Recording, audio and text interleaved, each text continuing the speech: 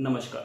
आज 26 अगस्त के महिला समानता दिवस के उपलक्ष्य में मेरी तरफ से सभी महिलाओं को हार्दिक शुभकामनाएं। एक छोटा सा किस्सा सुनाना चाहूंगा। एक बार एक अंग्रेज विवेकानंद जी से बोलता है कि हमारे इंग्लैंड में तो सभी महिलाएं पुरुषों से हाथ मिलाती हैं, लेकिन आपके भारत में ये रिवाज क्यों नहीं है। तो विवेकानंद जी ने इसका बड़ा ही सुंदर सा जवाब दिया। उन्होंने बोला कि क्या आपके इंग्लैंड में कोई भी व्यक्ति महारानी विक्टोरिया से या रानी से हाथ मिला सकता है? उन्होंने कहा नहीं। तो विवेकानंद जी ने बोला कि हम अपनी सभी भारतीय महिलाओं को देश की रानी मानते हैं।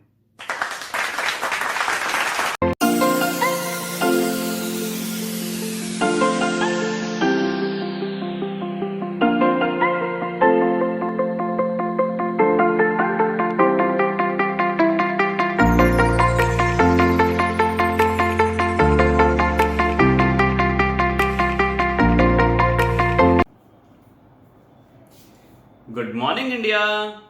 केम छो बच्चों? मजामा। Welcome back to your beautiful से channel with your handsome teacher जिसका नाम है फिजिक्स बाय राहुल बंसल। करते हैं स्टार्ट आज का टॉपिक। चैप्टर नंबर 4 के चल रहे थे आपके न्यूमेरिकल्स, तो उसी में लेके आया हूं मैं पार्ट 2। होप करेंगे सारे न्यूमेरिकल्स तो फिनिश ना हो पाए, मैक्सिमम न्यूमेरिकल्स हम करते हैं। तो टाइम वेस्ट ना करते हुए चलिए करते हैं स्टार्ट आज के न्यूमेरिकल्स जो है आपके पास। आई थिंक आपको क्वेश्चन नंबर मैंने क्वेश्चन नंबर 10 तक आपको फिनिश करा दिए थे। तो बच्चों करते हैं question number 11 start. Question number 11 है बच्चों, in a chamber a uniform magnetic field of 6.5 gauss. आपको मैग्नेटिक फील्ड दे दी गई है 6.5 गॉस। गॉस का मतलब क्या हो गया?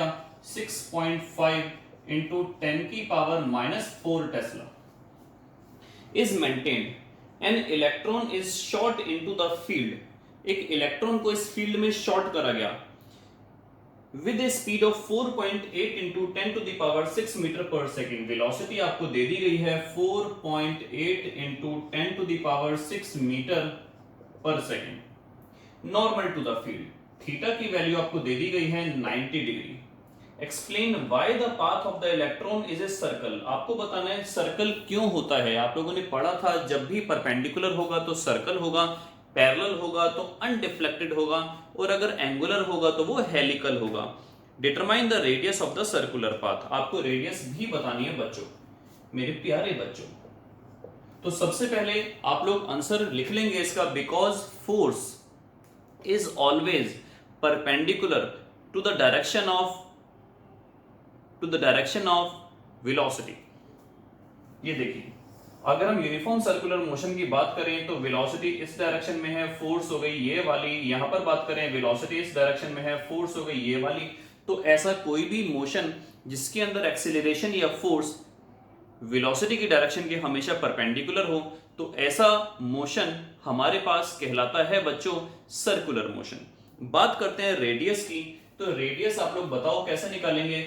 यहां से आप ध्यान से देखिए, आपके पास लग रहा है सेंट्रीपिटल फोर्स, और सेंट्रीपिटल फोर्स कौन प्रोवाइड करती है बच्चों?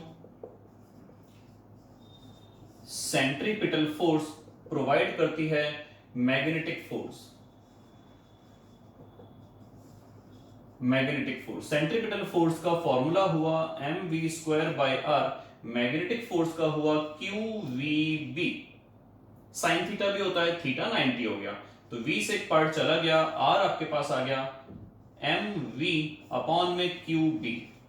m की वैल्यू है, इलेक्ट्रॉन है 9.1 into 10 to the power -31। Velocity आपको दे दी गई है 4.8 into 10 to the power 6। Charge आपको दे दिया गया है 1.6 into 10 की पावर -19, और मैग्नेटिक फील्ड आपको दे दी गई है 6.5 into 10 to the power -4। तो यहां से आपके पास निकल आएगा मीटर। यहां से आपके पास निकल आएगा आंसर मीटर्स में। क्वेश्चन नंबर 12 पर आते हैं बच्चों। क्वेश्चन नंबर 12 में आपको बोला गया है कि जो क्वेश्चन नंबर 11 ये वाला क्वेश्चन जो हमने सॉल्व करा है, obtain the frequency of revolution of the electron in its circular orbit। Question number 12 में आपको बोला गया है कि ये जो हमने अभी क्वेश्चन सॉल्व करा है, आपको फ्रीक्वेंसी निकालनी है। आपको मैंने फॉर्मूला बताया था टाइम पीरियड का, t = 2 पाई m अपॉन में bq। फ्रीक्वेंसी जो होती है वो टाइम का रेसिप्रोकल होती है, तो ये आ गया 2 पाई m अपॉन में बी क्यू। तो बच्चों फ्रीक्वेंसी आपके पास आ जाएगी बी क्यू अपॉन में 2 पाई m, बी क्यू अपॉन में 2 पाई m। बी की वैल्यू आपको दे दी, क्यू की वैल्यू कितनी है, क्यू हो गया इलेक्ट्रॉन की वैल्यू जो हो गया 1.6 into 10 to the power minus 19 coulomb, m की वैल्यू है 9.1 into 10 to the power minus 31। तो यहां से आपके पास निकल के आएगा ये, या तो हर्ट्ज बोल दो या फिर पर सेकंड बोल दो। क्वेश्चन नंबर आता है बच्चों 13 पर। A circular coil of 30 turns, circular coil है और 30 टर्न्स इसमें दे दिए हैं एंड रेडियस है बच्चों इसकी 8 सेंटीमीटर, तो इसको हम लिख देंगे 8 into 10 to the power minus 2 metre. Carrying current of 6 ampere, इसमें कितना करंट फ्लो कर रहा है बच्चों, ये कर रहा है 6 ampere, is suspended vertically in a uniform horizontal magnetic field. ऐसे मैग्नेटिक फील्ड है और ये वर्टिकली इसमें रखी हुई है। मैग्नेटिक फील्ड की value they the 1 Tesla. The field lines makes an angle of 60 degree with the normal of the coil. आपको याद होगा with the normal of the coil वाले केस में हम लेते थे अल्फा, तो अल्फा की वैल्यू आपको दे दी गई है 60 डिग्री। और टॉर्क उसने पूछा होगा, टॉर्क उसने पूछा होगा, डेफिनेटली टॉर्क उसने पूछा है, तो ये हो गया बीना साइन अल्फा। बी की वैल्यू कितनी आ गई आपके पास 1, आई की वैल्यू आ गई आपके पास 6, एन की वैल्यू आ गई 30 और एरिया निकल के आएगा सर्कुलर टर्न का पाई आर स्क्वायर। तो पाई की वैल्यू 22 अपॉन में 7, आर का स्क्वायर 8 का स्क्वायर हो गया 64 into 10 to the power minus 4, alpha की वैल्यू हो गई 60 डिग्री और साइन 60 की वैल्यू हो गई √3 अपॉन में 2। तो यहां से आप लोग सॉल्व कर सकते हैं और आंसर आएगा आपके पास न्यूटन मीटर में। क्वेश्चन पे चलते हैं बच्चों 14th नंबर पे। क्वेश्चन नंबर 14 क्या कहता है, कहता तो वो कुछ भी नहीं है, कहेगा तो जमाना, मेरा काम है आपको पढ़ाते पढ़ाते हंसाना। तो क्वेश्चन नंबर 14 पर आते हैं बच्चों। Two concentric circular coils x and y of radius 16 cm and 10 cm respectively lie in the same vertical plane containing the north to south direction। मान लो ये ईस्ट हो गया, ये वेस्ट हो गया, ये नॉर्थ हो गया, ये साउथ हो गया, ईस्ट वेस्ट नॉर्थ साउथ। तो जो प्लेन रखा हुआ है वो ऐसे रखा हुआ है, नॉर्थ टू साउथ वाले प्लेन में इस तरीके से रखा हुआ है। तो आपको यही बोला हुआ है कि दो कंसेंट्रिक कॉइल्स हैं, ये ले लिया आपने, ये x हो गया, ये y हो गया। रेडियस ऑफ x ले दी 16 सेंटीमीटर, इसको हमने बड़ा r ले लिया 16 सेंटीमीटर और छोटा r ले लिया 10 centimetre. lie in the same vertical plane containing the north to south direction। coil x has 20 turns। इसमें कितने टर्न्स हैं बच्चों 20 और इसमें कितने टर्न्स हैं 16 एम्पियर इसी का करंट है, ये टर्न्स हो गए और इसमें 16 एम्पियर हो गया। कॉइल y हैज 25 टर्न्स, इसमें 25 टर्न्स हैं और 18 एम्पियर करंट हो गया। The sense of the current in x is anticlockwise. इसमें कैसा करंट है बच्चों anticlockwise, anticlockwise, anticlockwise, anticlockwise और इसमें होगा क्लॉकवाइज, इसमें है clockwise. For an observer looking at the coils facing west, facing west, west की तरफ अगर वो मुंह करके खड़ा हो जाए, ईस्ट मैंने यहां बोला था, वेस्ट मैंने यहां बोला था, कॉइल्स यहां रखी हुई हैं, अगर ऐसे फेस देखता है वो वेस्ट की तरफ जाता है तो हमें एक्स में नजर आता है एंटी क्लॉकवाइज और वाई में नजर आता है क्लॉकवाइज। आपको बताना है सेंटर पर मैग्नेटिक फील्ड की डायरेक्शन क्या होगी और सेंटर पर मैग्नीट्यूड कितना होगा। तो सबसे पहले x की बात करते हैं, x में हम मैग्नेटिक फील्ड निकालते हैं बच्चों। x में जो मैग्नेटिक फील्ड होगी वो होगी म्यू नॉट अपॉन में 4 पाई इंटू 2 पाई आई अपॉन में r हम ले लेंगे कैपिटल और इंटू में नंबर ऑफ टर्म्स। तो म्यू नॉट अपॉन में 4 पाई, पाई से पाई चला गया, 4 से ये चला गया आपका 2 बचा, म्यू नॉट अपॉन में 4 पाई।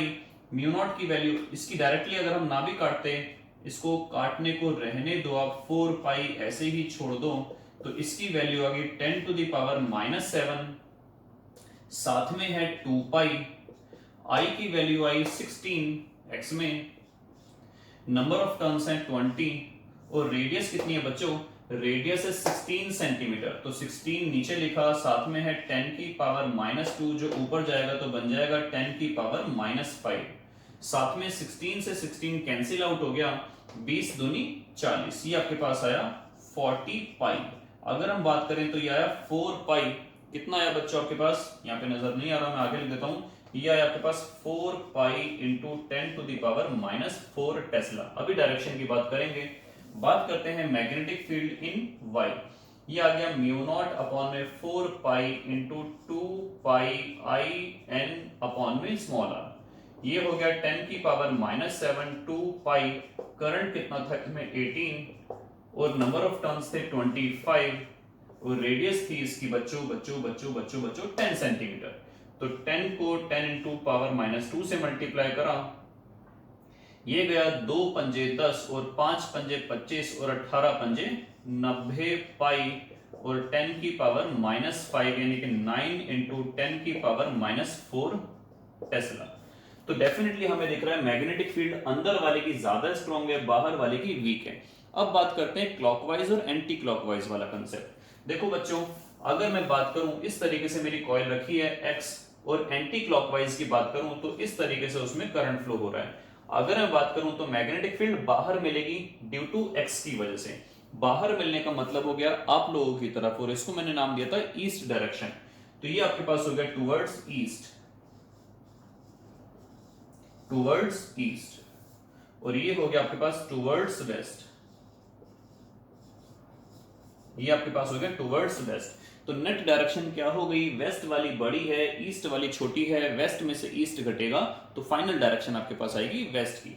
और फाइनल हम मैग्नेटिक फील्ड निकाल लेते हैं, वो होगा B Y minus B X. तो 9 पाई में से 4 पाई गया तो बचा 5 पाई, ये आपके पास आ गया 5 pi into 10 to the power -4 tesla. ये आपके पास आई नेट मैग्नेटिक फील्ड। चलते हैं नेक्स्ट क्वेश्चन की तरफ।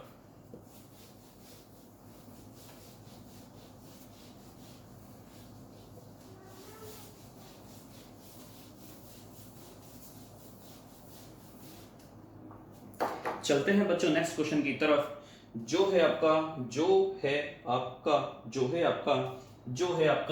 Question number 15। अब मैग्नेटिक फील्ड ऑफ 100 गॉस, एक मैग्नेटिक फील्ड है बच्चों 100 गॉस की, मैग्नेटिक फील्ड आपको दे दी गई है 100 गॉस की, इज रिक्वायर्ड, इतनी मैग्नेटिक फील्ड की रिक्वायरमेंट है in a region of linear dimension of about 10 centimetre, length आपको दे दी गई है 10 centimetre and area of cross section about to 10 to the power, area आपको दे दिया गया है 10 की power -3 metre square. The maximum current capacity of a given coil, maximum current capacity आपको दे दी गई है 15 एम्पियर और number of turns per unit length, जो छोटे एन की वैल्यू है वो है 1000 turns per metre. Suggest some appropriate design solenoid के लिए, आपको सोलिनॉइड के लिए निकालना है, इतनी मैग्नेटिक फील्ड चाहिए। तो हम आंसर स्टार्ट करते हैं बच्चों, आपको याद होगा मैग्नेटिक फील्ड का फॉर्मूला होता है mu naught N I, mu naught N आई।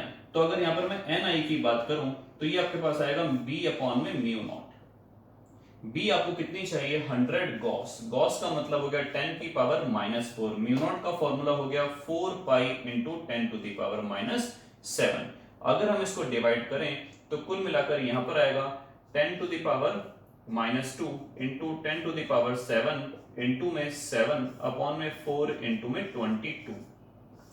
बच्चों ये ऐसा सिस्टम निकल के हमारे पास आएगा जिसके अकॉर्डिंग हमें n इंटू आई इतना चाहिए। अब सोचिए n इंटू आई हमें इतना चाहिए होगा, अगर हम इसको आगे सॉल्व करें तो ये हमारे पास आएगा कुल मिलाकर 7 into 10 to the power 5 upon में 22 चौक 88।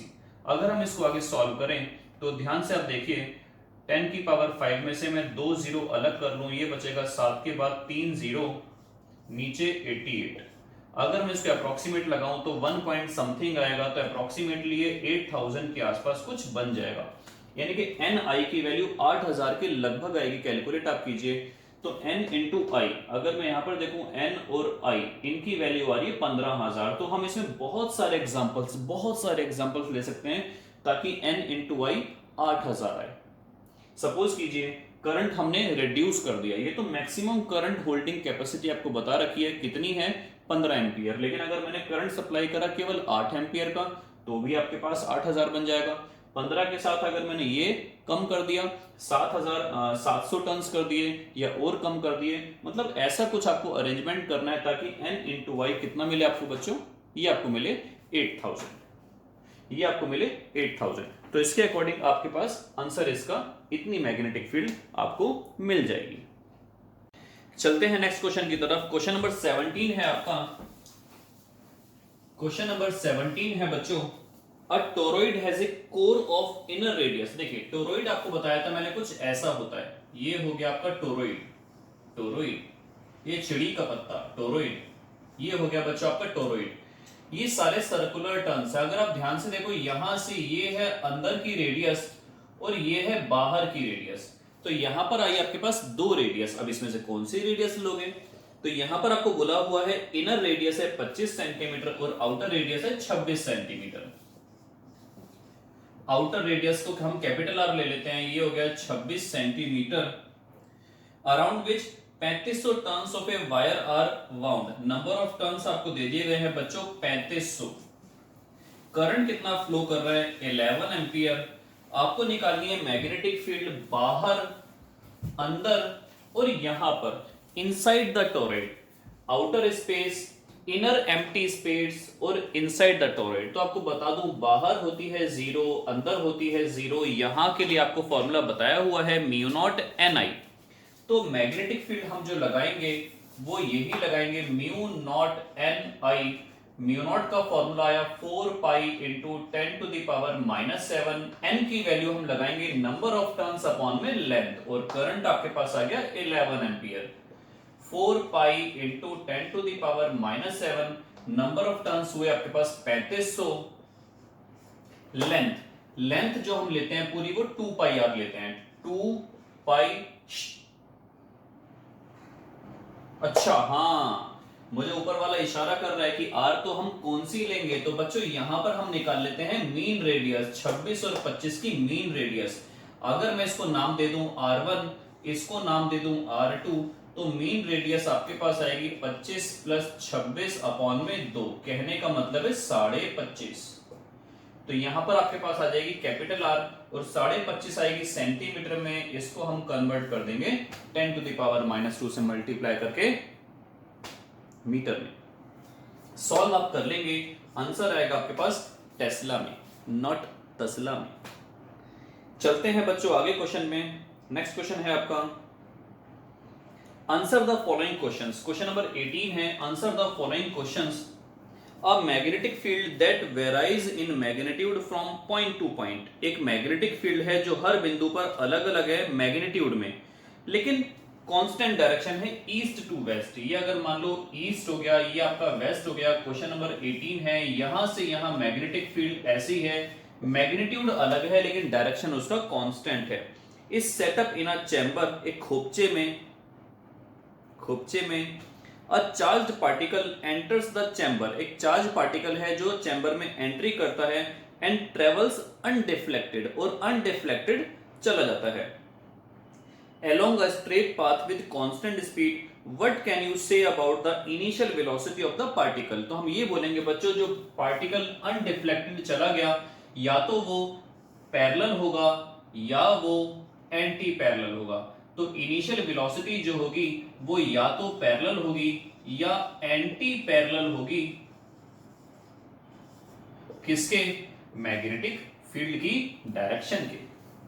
बी पॉइंट है, a charged particle enters an environment of a strong and non uniform magnetic field varying from point to point both in magnitude and direction. इस बार ऐसी खोपचे में magnetic field है आपके पास जो दोनों टाइप से वेरी कर रही है, and comes out of it following A complicated trajectory. और इस बार जो पाथ फॉलो करा है वो कॉम्प्लिकेटेड है, वो अजीब सा पाथ है।